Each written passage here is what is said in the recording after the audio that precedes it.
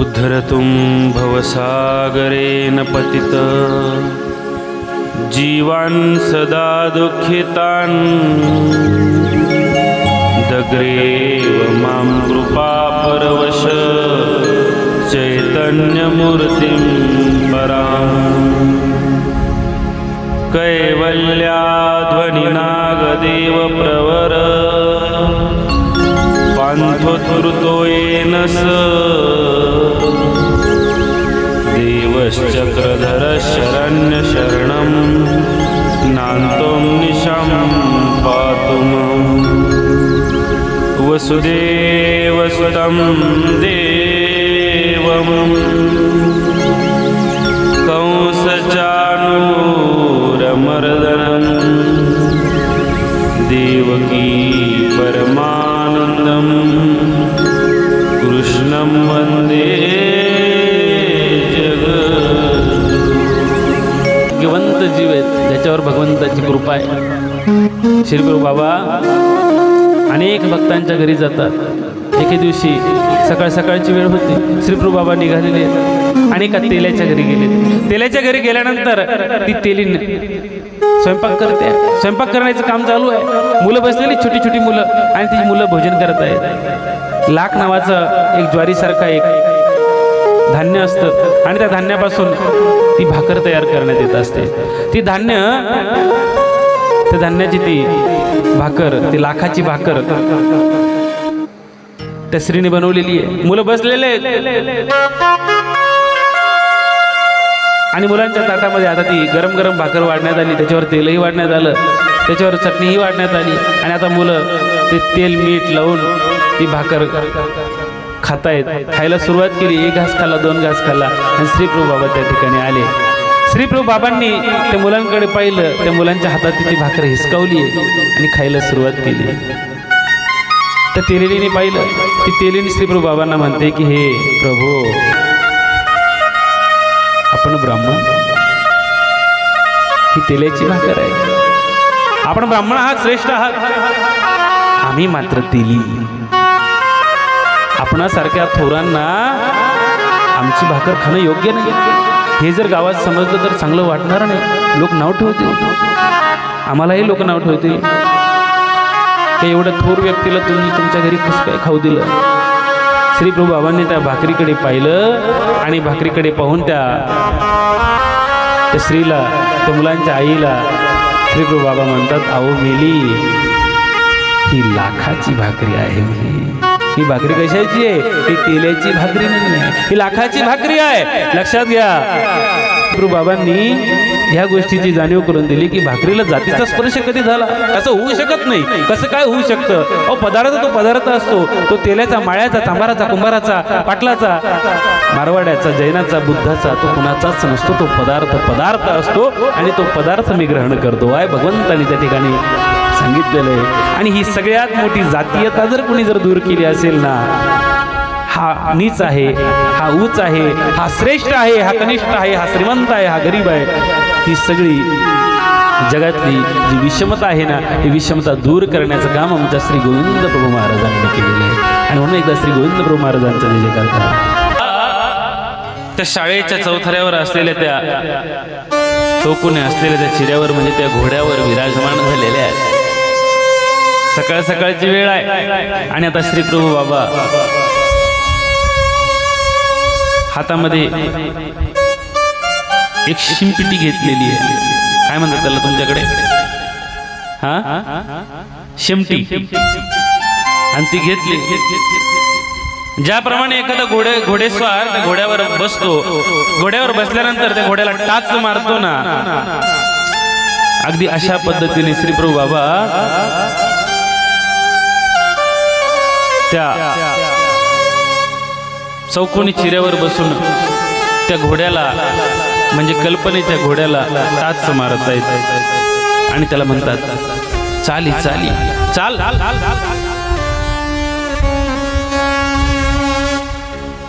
चाल ना म्हणे.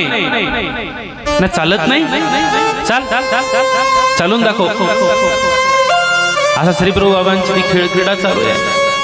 आणि अशी खेळ क्रीडा चालत असताना त्यावेळेस त्या ठिकाणाहून महाजन जात आहेत. गावातील महाजन म्हणजे मोठी मंडळी. आणि ती मोठी मंडळी महाजन मंडळी जात असताना त्या महाजन मंडळींनी श्रीप्रभू बाबांकडे पाहिलं. श्रीप्रभू बाबांचा तो खेळ पाहिला आणि श्रीप्रभू बाबांना ते म्हणतात की प्रभू, आपण चालवल्यानंतर हा चालणार नाही, म्हणजे जरा विशेषच आहे. आपण चालवा, तो नक्की चालेल. चालवा त्याला. श्रीप्रभू बाबांनी त्या घोड्याला चालवावं आणि घोड्याने चालवं, नक्की चालेल तो. श्रीप्रभू बाबांनी त्यांच्याकडे पाहिलं आणि हास्य केलं. हसले श्रीप्रभू बाबा.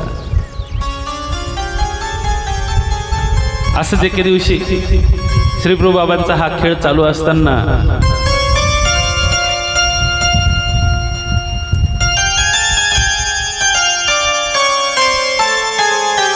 खेळ क्रीडा चालू असताना घाटे हरिभट्ट नावाचे एक शिंगणापूरचे एक भक्त श्रीप्रभू बाबांच्या भेटीसाठी निघालेले आहेत.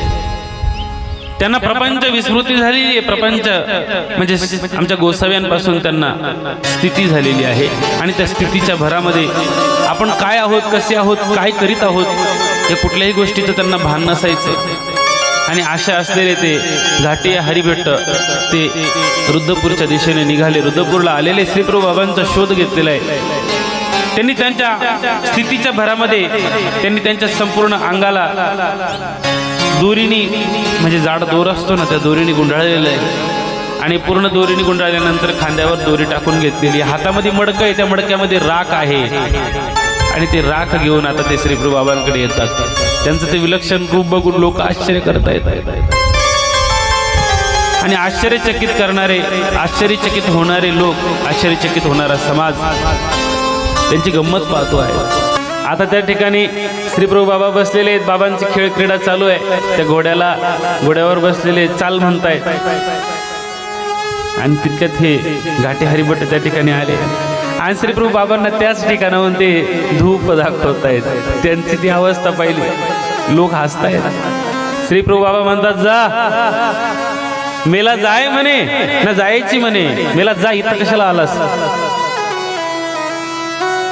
शिंगणापुरी जा म्हणे. तर शिंगणापूरला जा. आणि असं म्हणून श्रीप्रभू बाबांनी त्याला हाकललेलं आहे. आता हे शिंगणापूरला घाटे हरिभट्ट निघून गेलेले आहे.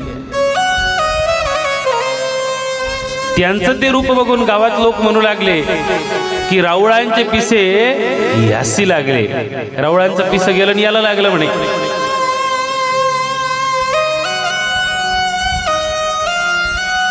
एके दिवशी श्रीप्रभू बाबा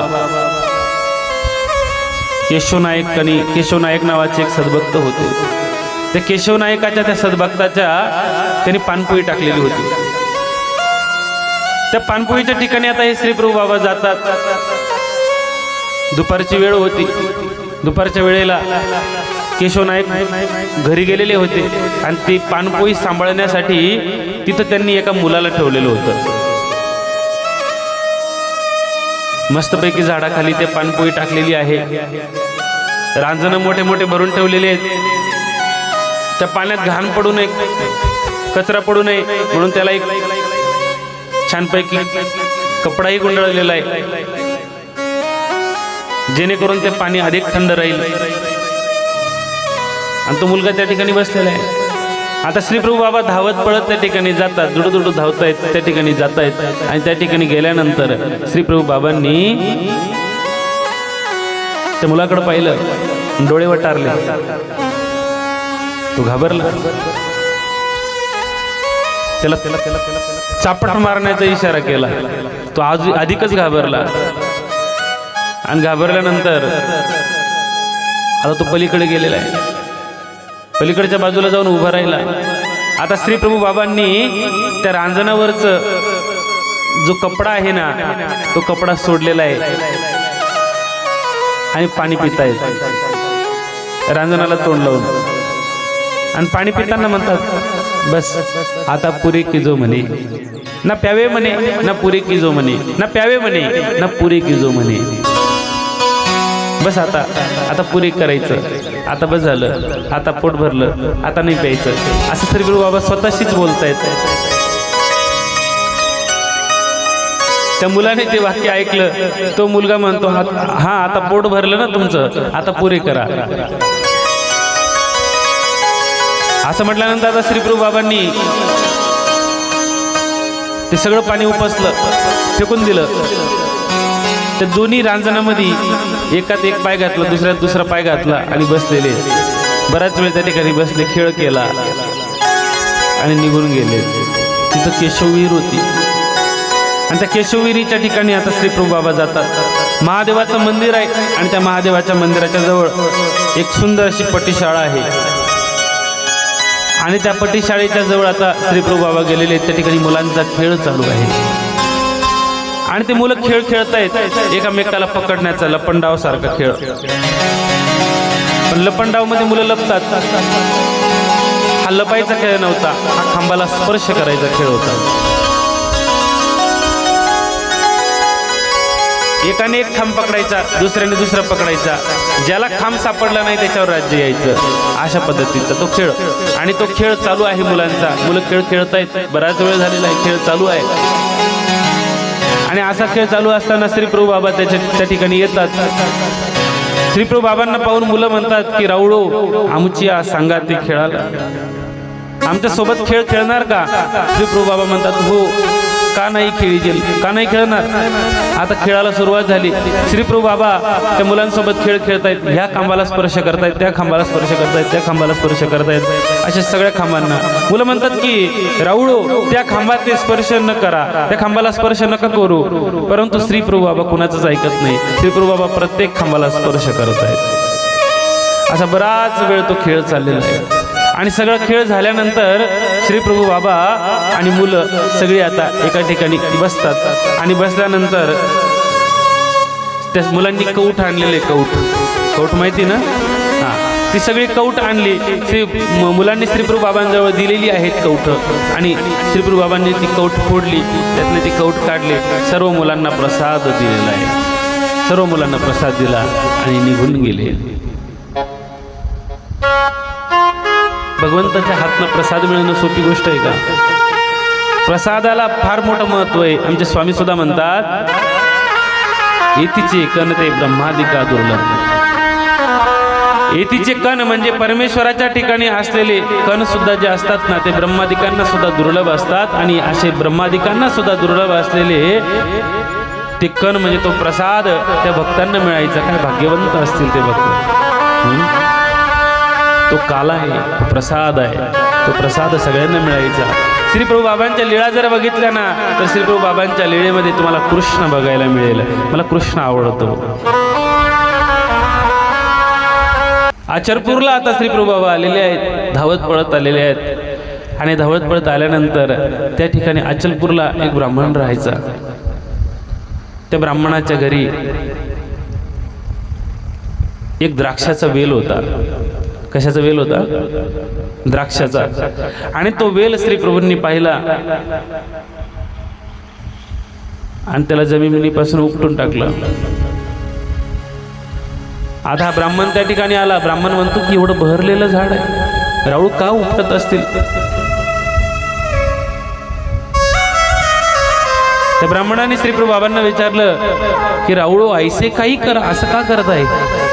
हे काय चाललंय तुमचं? चांगलं बहरलेलं द्राक्षाचं झाड आहे, राहू द्या, याला का उपटलं? आता श्री प्रभू बाबांनी तो द्राक्षाचा वेल काढला. परत दोन तीन दिवस निघून गेले आणि 2-3 दिवसांनी तोच वेल दुसरीकडे लावलेला आहे. सुकून गेलेला आहे, कोरडा झालेला आहे तो वेल.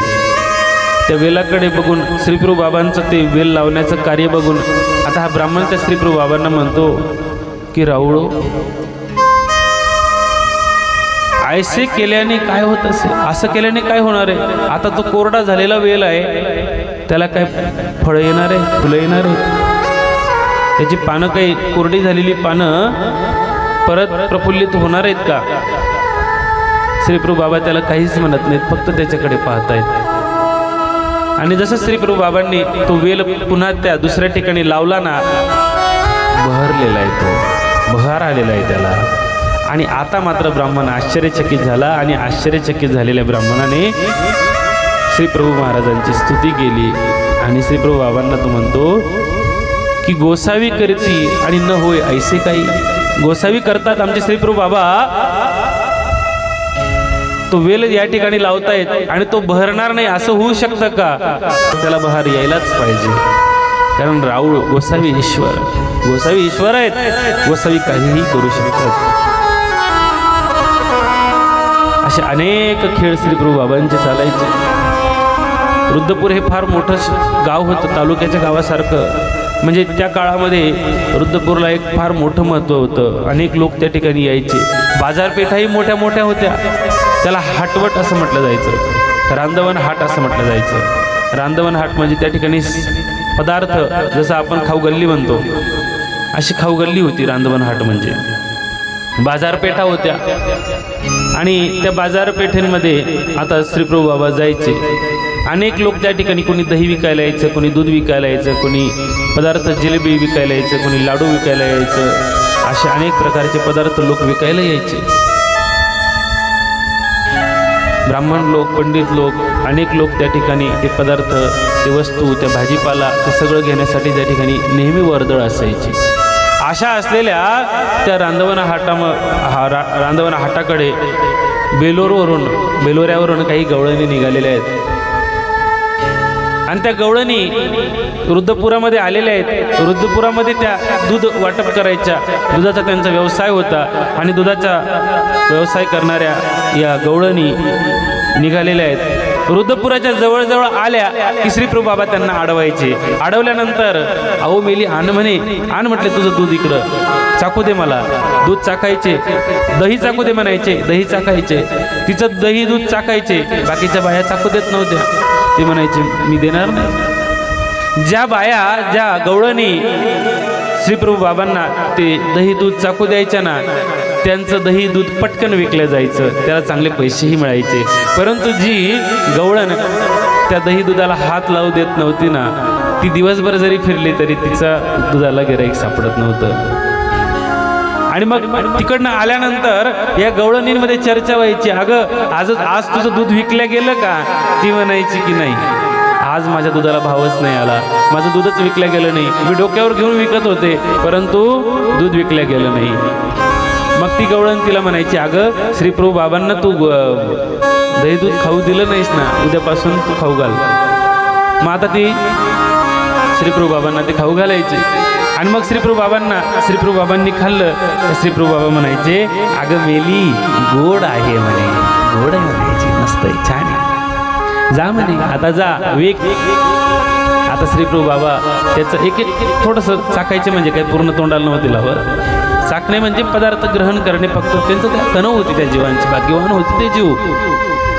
अशा त्या सगळ्या गवळणी देवाला विनंती करायच्या. ज्यांना ज्यांना माहीत असायचं ना त्या विनंती करायच्या आणि ज्यांनी विनंती केली श्री प्रभू बाबा त्यांचं ग्रहण करायचे.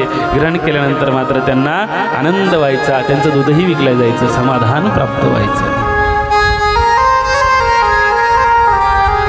वेगवेगळ्या खेड्यांवरनं त्या गवळणी यायच्या. खेडच्या काही गवळणी होत्या. खेडवरून काही गवळणी निघाल्या की श्री प्रभू बाबा त्यांनाही अडवायचे. त्या वडाच्या झाडाखाली एकत्र व्हायच्या आणि एकत्र झाल्यानंतर त्या गवळणी श्री प्रभू बाबांना बोलवायच्या की राऊळो आमची आपासी या, आमच्या जवळ या आणि आमचे दही दूध स्वीकार करा, आमचं दही दूध स्वीकार करा. श्री प्रभू बाबा त्यांचं दही दूध घ्यायचे, स्वीकार करायचे, ते चाखायचे. आणि जर समजा कुणी जर चाकू दिलं नाही तर मग त्या गवळणीचं जे दही आहे ना ते फाटून जायचं किंवा दूध आहे ना ते खराब व्हायचं, नासून जायचं. अशा या गवळणी.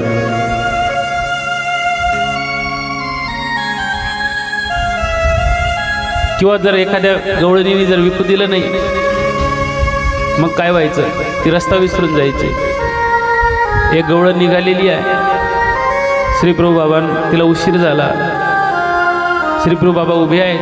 श्री प्रभू बाबांनी सांगितलं की म्हटले चल दही दूध दे. तिने दही दूध दिलं, ती निघाली. श्री प्रभू बाबांनी तिचा पदर धरलेला आहे, तिला जाऊ देत नाहीयेत. ती श्री प्रभू बाबांना म्हणते, राऊळो माझं जाऊ द्या, मला जाऊ द्या, माझं दही दूध विकलं जाणार नाही. तर आणि इतक्यात त्या ठिकाणी काही व्यापारी येतात. व्यापारी त्या ठिकाणी आल्यानंतर व्यापारी तिला म्हणतात की तुमच्याकडं काही दही दूध आहे का? आम्ही गावामध्ये तपास केला तर आम्हाला दही दूध मिळालं नाही. आता त्या व्यापाऱ्यांना तिने ते दही दूध विकलं. इतर गवळणींपेक्षा 4 पटीने फायदा त्या गवळणीचा झालेला आहे. गावात विकायला न जाता एवढी कृपा कोणावर आहे? हा, त्या गवळणींवर आहे भगवंताची. अशा अनेक गवळणी त्या ठिकाणी त्या झाडाखाली एकत्र व्हायच्या. संतेच्या झाडाखाली एकत्र झालेल्या गवळणी म्हणायच्या की श्रीप्रभू बाबा आमच्याजवळ होते. त्या दुसऱ्या म्हणायच्या नाही आमच्याजवळ होते. अशी त्यांच्यामध्ये चर्चा व्हायची. श्रीप्रभू बाबा कुणाला इकडेही दिसायचे तिकडेही दिसायचे. असे ते श्रीप्रभू बाबांचं ते कार्य त्या गवळणींच्या माध्यमातून तो प्रसाद दिला जायचा.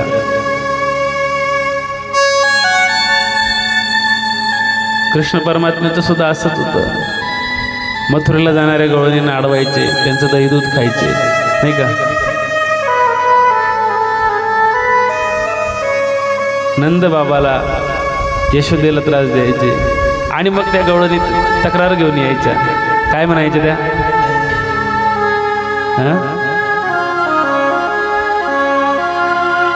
बड़ा नटखट है तेरा कन्हैया, बड़ा नटखट है तेरा कन्हैया, बड़ा नटखट है तेरा कन्हैया, बड़ा नटखट है. एकदा श्री गोविंद प्रभू महाराज की जय. अशा श्री प्रभू बाबांच्या अनेक लीळा. आता एके दिवशी श्री प्रभू बाबा एका म्हातारीच्या घरी श्राद्धाचा जेवणाचा कार्यक्रम होता. तिने ब्राह्मण मंडळीला आमंत्रण दिलं. सगळी मंडळी त्या ठिकाणी जमा झालेली आहे. श्री प्रभू बाबा आता त्या ठिकाणी जातात. ते सगळे ब्राह्मण घरामध्ये बसलेले आहेत. अनेक दिवसांपासून इच्छा होती तर श्राद्ध जवळ येतंय, श्राद्ध तर घातलंच पाहिजे. तुम्हाला नाही सांगत बरं का, ते ब्राह्मणीच्या मनातला भाव सांगतो आहे. म्हातारीने मनामध्ये विचार केला की श्राद्ध तर घातलंच पाहिजे आणि श्राद्ध घालण्यासाठी आपल्याकडे तर खूप असे काही पदार्थ नाहीत, काय करावं. तिच्याकडे जे काही होतं ते तिने पदार्थ बनवायला सुरुवात केली. राळे आणलेले होते, राळ्याचे ते खिचडी रांधली, स्वयंपाक केला. आता ती ब्राह्मण मंडळी बोलवलेली आहे, गावातली विद्वत मंडळी, ती विद्वान मंडळी त्या ठिकाणी. त्यांना बसण्यासाठी आसनही दिलेलं आहे, समोर पाठ चौरंगही दिलेला आहे, रांगोळी काढलेली आहे, त्या ठिकाणी दिवाही लावण्यात आलेला आहे. गंध अक्षतेचं ताट आणलं आणि त्या ब्राह्मणांना आता गंध अक्षता लावण्यात आलेली आहे. आणि ब्राह्मणांच्या समोर ते ताट ठेवण्यात आलं आणि ब्राह्मणांना विनंती करण्यात आली, ती दक्षिणाही देण्यात आली आणि ब्राह्मणांना विनंती केली की हे ब्रह्मवृंद आपण भोजनाला सुरुवात करावी. ब्राह्मणांनी भोजनाला सुरुवात केली आणि ब्राह्मणीच्या त्या म्हातारीच्या लक्षात आलं की बाहेर श्रीप्रभू बाबा ओसरीमध्ये येऊन बसलेले आहेत. ओसरीमध्ये येऊन बसलेले आहेत, आतमध्ये ब्राह्मण भोजन करतायत. आणि श्रीप्रभू बाबांकडे या ब्राह्मणींनी पाहिलं आणि ब्राह्मणी श्रीप्रभू बाबांना म्हणते की हे प्रभू, हे माधव, मी अत्यंत गरीब आहे हो, माझी परिस्थिती नाही, परंतु माझी इच्छाशक्ती फार मोठी आहे. तुमच्या ठिकाणी कुठलीही क्रिया करायची जर असेल ना तर तुमच्या ठिकाणी इच्छाशक्ती असणं महत्त्वाचं आहे. म्हातारी म्हणते की माझ्या ठिकाणी असलेली इच्छाशक्ती फार मोठी आहे प्रभू, परंतु काय करावं. आता श्रीप्रभू बाबांना श्रीप्रभू बाबा म्हणतात आण म्हणे, जे असेल ते आण, मी ग्रहण करायला तयार आहे. आणि आता त्या ब्राह्मणीने तो जो स्वयंपाक तयार केला होता ना, तो स्वयंपाक आता ती ब्राह्मणी आणती आहे. आणि तो स्वयंपाक आता आणल्यानंतर श्रीप्रभू बाबांच्या समोर ते ताट ठेवण्यात आलं. श्रीप्रभू बाबांनी त्या ताटाकडे बघितलेले, त्या खिचडीकडे बघितलेले, त्या ब्राह्मणीकडे बघतात आणि श्रीप्रभू बाबा त्या ब्राह्मणीला म्हणतात, हात जोडून समोर ब्राह्मणी उभी आहे आणि त्या ब्राह्मणीकडे बघून, त्या म्हातारीकडे बघून श्रीप्रभू बाबा म्हणतात, अहो मेली, ही खीर, ही खिचडी राळ्याचं नव्हे, हे सोनियाची खिचडी होय. ही खिचडी कशाची, ही खिचडी कशाची आहे? ही खिचडी राळ्याची खिचडी नाही, ही सोन्याची खिचडी आहे. आरोगना केली श्रीप्रभू बाबांनी त्या ठिकाणी, आरोगना केली. एवढं उदारत्व आहे. भगवंताचं उदारत्व आहे. ज्या ज्या ठिकाणी भगवंत गेलेले आहेत त्या त्या ठिकाणी भगवंताने समोरच्याला संतुष्ट केलेलं आहे. आणि म्हणून एकाने फार सुंदर म्हटलेलं आहे, ज्या ज्या ठिकाणी मन जाय माझे त्या त्या ठिकाणी रूप तुझे.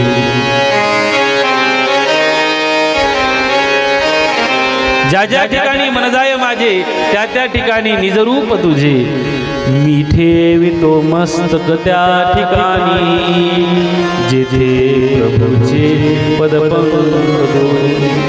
असे श्री प्रभू बाबा आणि त्या श्री प्रभू बाबांचं ते कार्य. आता एके दिवशी एकादशीचा दिवस होता. एकादशीच्या दिवशी श्री प्रभू बाबा झोपलेले आहेत आणि ती सगळी जागरण करणारी मंडळी, महाजन मंडळी, त्यांचं ते जागरण चालू आहे एकादशीच्या दिवशी. श्री प्रभू बाबा त्या ठिकाणी एक दगडी घोडा होता, त्या दगडी घोड्याजवळ आले, तिथं उभे राहिलेले. आणि जसं त्या दगडी घोड्याजवळ उभे राहिलेत ना, तसं तिथनं लख्ख असा प्रकाश पडलाय. म्हणजे महाजनांनी ज्या दिवट्या लावलेल्या होत्या, ज्या मशाली पेटवलेल्या होत्या ना, त्यांचा जो प्रकाश आहे तो श्री प्रभू बाबांच्या अंगावर पडत होता आणि त्याची एक विलक्षण आकृती तयार झालेली होती. एका जणाने ते बघितलं आणि बघितल्यानंतर ते म्हणतात, अरे काय रे तुम्ही एकादशीचं जागरण करताय, बघा म्हटलं या ठिकाणी काय चालू आहे, श्री प्रभू बाबांचं दर्शन घ्या. श्री प्रभू बाबा उभे आहेत आणि सगळे धावत पळत श्री प्रभू बाबांजवळ आले. श्री प्रभूंचं ते दर्शन घेतलं. दैदिप्यमान असलेल्या त्या मूर्तीचं दर्शन घेतल्यानंतर दंडवती घातली. महाजनांनी त्या ठिकाणी श्री प्रभू बाबांना दंडवत घातलेली.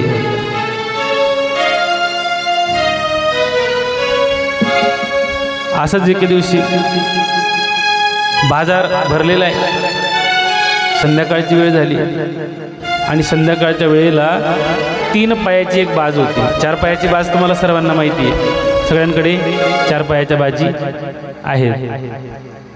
4 पायाच्या बाजी सगळ्यांकडे, 3 पायाची बाज त्या ठिकाणी होती. त्या 3 पायाच्या बाजीवर श्री प्रभू बाबा झोपलेले आहेत आणि गावातले पहारेकरी पहारा देत आहेत. आणि असा मोठा असा एक प्रकाशाचा गोळा असा उठला.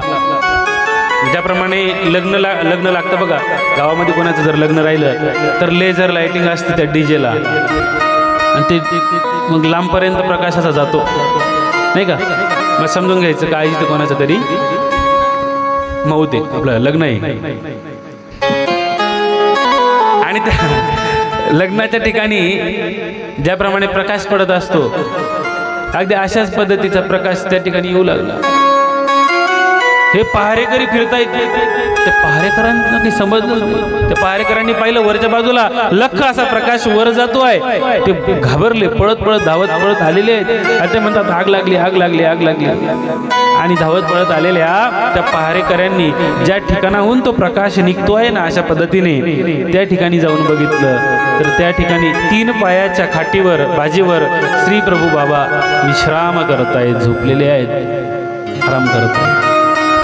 आणि श्री प्रभू बाबांकडे बघितलं, श्री प्रभू बाबांचे श्रीचरण धरलेले आहेत. वर्ण तो प्रकाश चंद्राच्या दिशेने जातो आहे, परत तो वापस आला आणि श्री प्रभू बाबांच्या अंगामध्ये येऊन अदृश्य झाला. श्री प्रभू बाबांच्या चरणारविंदावर नतमस्तक झालेले, दंडवत प्रणाम केलेला आहे. अशा अशा अगम्य लीळा आहे श्रीप्रभूंच्या, अगम्य. आणि म्हणून या श्रीप्रभूंच्या लीळा आम्हाला आठवता आल्या पाहिजे स्मरण करताना, नाही का. एकाने फार सुंदर भजन म्हटलेलं आहे, स्मरण करतील जे लीळा आठवणी त्यासीच नेतील प्रभू सन्निधानी. स्मरण करतील जे लीळा आठवणी त्यासीच नेतील प्रभू सन्निधानी.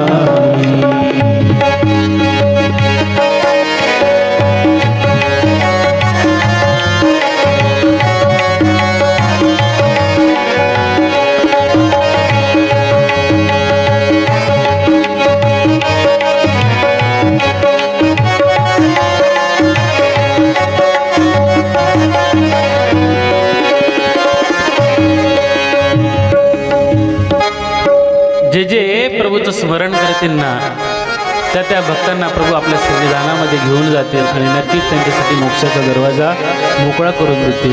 असे आमचे श्रीप्रभू बाबा. श्रीप्रभू बाबा त्या रुद्रपुरामध्ये राज्य करतात आणि भक्त येतात.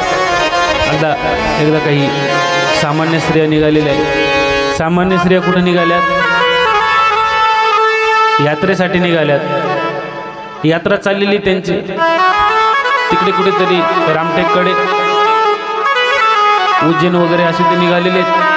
आणि यात्रा निघाली असताना या सामान्य स्त्रिया म्हणजे सामान्य स्त्रिया म्हणजे वेश्या. आणि त्या वेश्या निघाल्या. त्या चालत असताना त्या वेश्यांमध्ये एका वेश्येच्या म्हणजे त्या सामान्य स्त्रियेच्या पाठीला फोड झालेला आहे. त्रास होतोय, प्रचंड वेदना होत आहे, दुःख होत आहे. आता या सगळ्या रुद्रपूरमध्ये आलेल्या आहेत. रुद्रपूरमध्ये मुक्काम केलेलं आहे. आणि ते बाकीच्या स्त्रियांना तिने सांगितलं की म्हटलं असं करा, तुम्ही थोडा फेरफटका मारून या, मी आराम करते. तुम्ही रुद्रपूर बघून या, रुद्रपूरचा परिसर अवलोकन करून या, रुद्रपूरचं वैभव बघून या, मी मात्र आराम करते. माझ्या पाठीला प्रचंड वेदना होत आहेत, माझ्याकडनं चालल्या जात नाही, प्रचंड त्रास होतो आहे. आता ही त्या पट्टी शाळेमध्ये धर्मशाळेमध्ये ही वेश्या झोपलेली आहे, सामान्य स्त्री झोपलेली आहे. आणि झोपलेली असताना अचानक श्री प्रभू बाबा दुडू धावत त्या ठिकाणी येतात. आणि श्री प्रभू बाबांनी तिच्या पाठीवर असा हात ठेवलेला आहे आणि तो फोड फोडून टाकला. त्या फोडातून सगळा पस बाहेर काढला. जसा तो पस बाहेर काढला ना तसं तिला बरं वाटलं. तिला होणारा जो त्रास आहे ना तो शांत झालेला आहे, बरा झालेला आहे, बरं वाटायला लागलं. आता श्रीप्रभू बाबांकडे ती पाहू लागली आणि श्रीप्रभू बाबांना हात जोडून विनंती केली की हे प्रभू,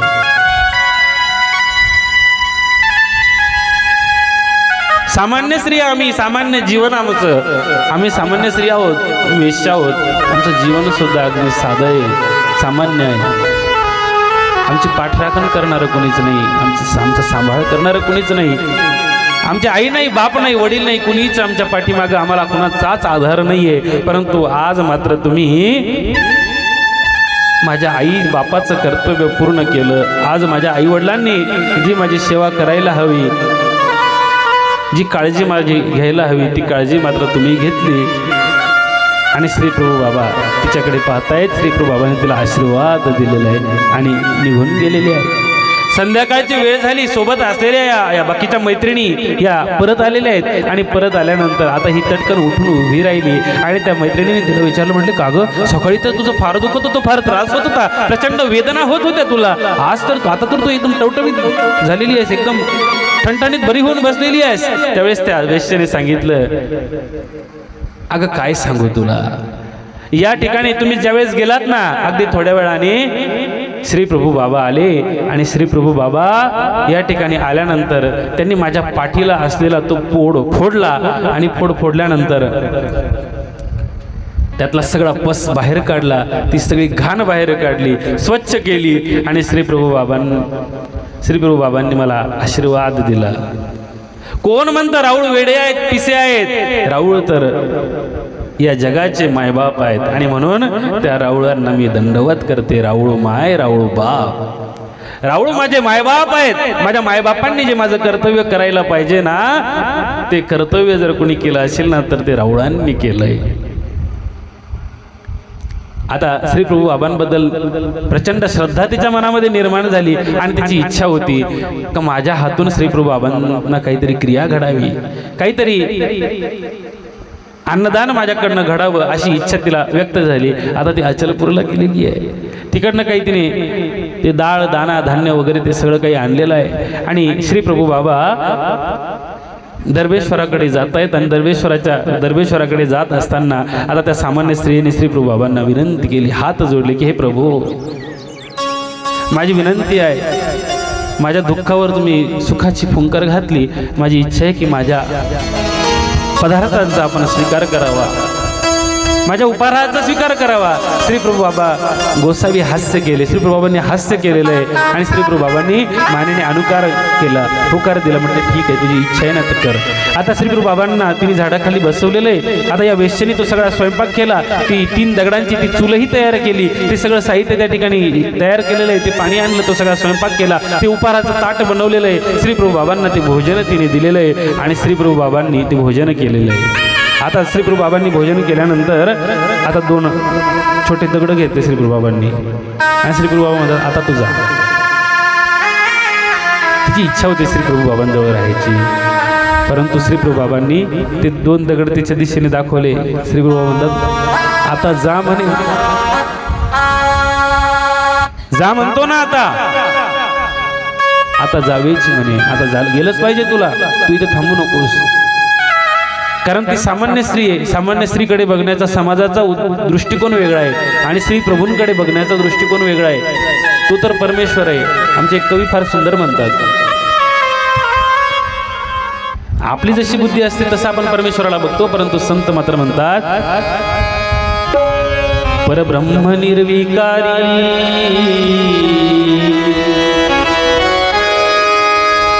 गोपीसना कळावे. परब्रह्म निर्विकारी गोपीसना कळावे. परचो